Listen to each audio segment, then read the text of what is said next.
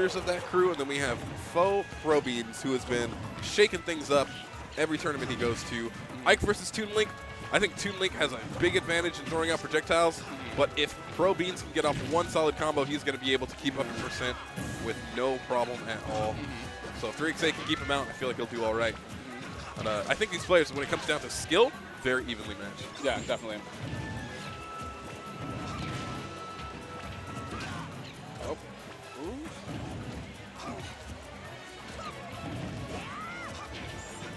Oh, man. Solid follow-ups here coming out of ProBeans, just being able to throw out a lot more aerials. And he's keeping ahead in damage, which is important, because that forces 3XA to have to apply a lot of pressure with his projectiles and to approach with them, like to open up to open up opportunities by throwing them out. But now that he's got him at that high percent, as you see, he's going for the retreating. Just because he's ProBeans isn't in that kill percent just yet. Yeah, not quite. But, ooh, man. But again, this is Ike on such a light character like Toon Link. If he gets hit with anything else. And then, did Toon Link's back throw get nerfed in the patch?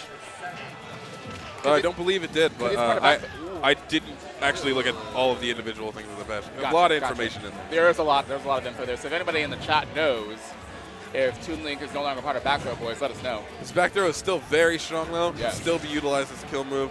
ProBeans ends up. Oh, he had a pretty good opportunity with that air dodge right in front of him.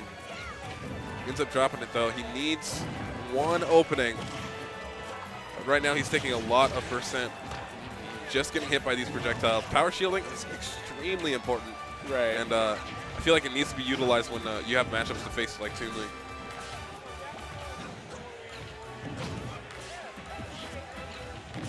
Yeah, so it looks like we're seeing 3XA do a lot better with just throwing out those projectiles and staying away from the range that Ike has, and also just the general strength that he has. Because sitting at 122 against Ike is not a good situation to be in. Ike just really doesn't have a way in. If he catches his opportunity like that, he can straight up just hit him with an aerial, and that's going to close it out. We are talking about Ike here. 3XA, whenever he gets one of those bomb confirms, he does have a chance for a follow-up, so he has been keeping those bombs flying through the air. ProBeans has some rage on him. Yep. One big mistake, and ProBeans can still take this match. Yeah, these power shields are real right now. They're just exchanging them left and right.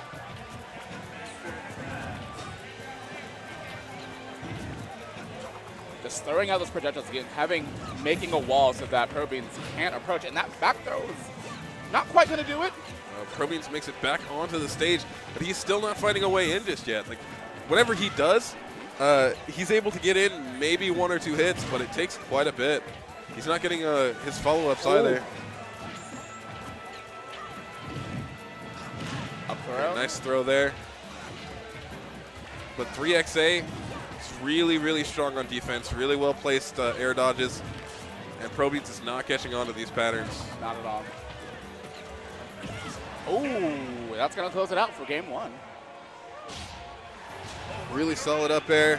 That takes it away. Takes it all away. Yeah, Ike just cannot get in. I hope he chooses a much smaller stage, somewhere where 3XA doesn't have too much maneuverability, because Town and City gives Toon Link some really, really high platforms to rely on. Yeah. You can definitely see Ike coming from way up there.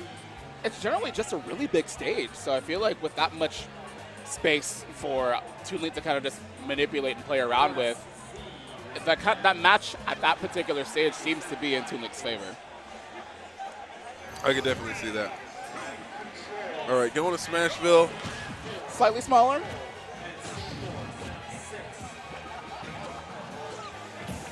Now, this is probably just a comfort pick. Yeah. I mean, the blast zones aren't all that different. I mean, the stage, the ceiling is a little bit higher. Yeah. But it looks like ProBeans is finding his way in a lot easier now. If he can actually read the pattern at which 3XA throws his projectiles, he then has an opportunity for an opening every single time. Like, 3XA has thrown his boomerang and his bomb straight forward the last 3 or 4 times that he's thrown it out. So if ProBeans jumps forward and immediately goes for an aerial, even if he just spaces it properly, like going for a nair to where he can't get shield grab. Oh, wait, no, he definitely can get shield grab. But he'll get a lot more damage down. Okay. Again, all those missed opportunities that the 3XA has, I feel like ProBeans just responds immediately to that. It's looking pretty good for him. I can see a forward throw. Not going to do as much knockback as that back throw, though. Oh, nice counter on the bomb, but actually put him in a really risky situation. Ooh, he's still living. He's making it back to the stage, goes as deep as he can so that he doesn't have to take extra damage from projectiles, possibly lose his stock. Waiting on that. Oh. Ooh. ProBeans did have a little bit of a lead, but he goes in too strong. Yeah, that's going to with a down air. Yeah, no good. ProBeans really tried to use that invulnerability at the beginning of the stock to get in a dash attack. Didn't end up working out and gets up thrown into a projectile. That dash attack, though, was really nice. I feel like he really should just go for it off stage. 3XA can't afford to air dodge at certain points. And if he could utilize that, he could just throw down a fair, and that would be the stock. Oh, man. I feel like that that forward tilt was an accident. He wanted to dash in and get closer to kind of close out that stock. That definitely would have killed at this percent. I think the biggest issue is that 3XA, as he continues to throw out projectiles, he knows that he's covering the options of just, directly coming in.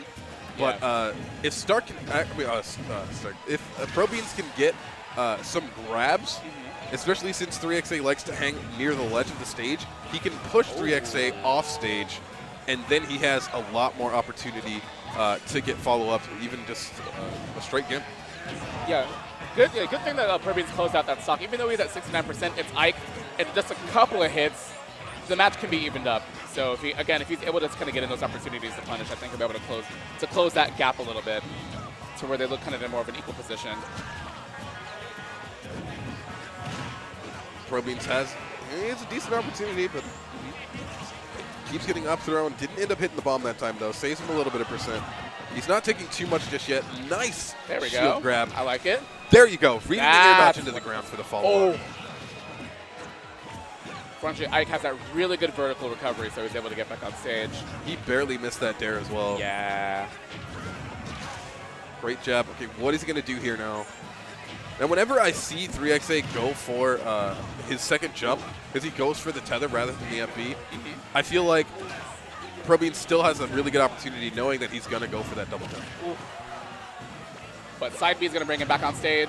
Oh, the bomb! 3XA doesn't react quick enough. Because that could have been a mean follow-up, and that would have closed out the stock. It looks like ProBeans is a little afraid of losing his stock here, as you should be. I would be too. He's a little cautious. He's had some opportunities, but, I mean, not knowing exactly how quick some of Toon Link's options are, right? You got to be careful. Oh, I think the boomerang actually kind of slowed down the knockback on that a little bit so that he didn't die from it. It definitely did. ProBeans is 2% away from having full rage. Yeah. If he gets one smash attack, it could definitely be it. Go off and go for the fair. Yeah, see, he had an opportunity to do it because, as you saw, 3XA went for the double jump there again. Oh, man. Caught him with the up smash. Yeah, that's going to do it. That was a clean 2-0. We're seeing a lot of people get 2-0 tonight, really early on in the tournament, too. Yes.